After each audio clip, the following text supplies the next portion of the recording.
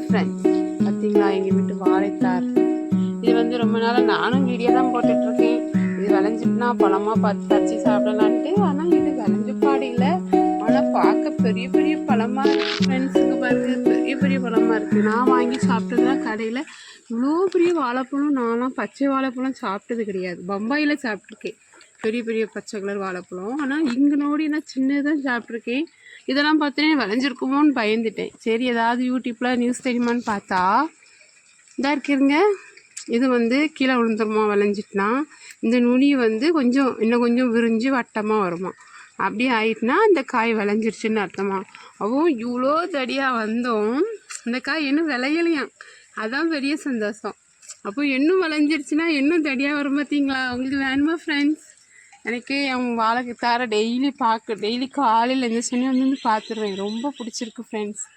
வேணுமா உங்களுக்கு?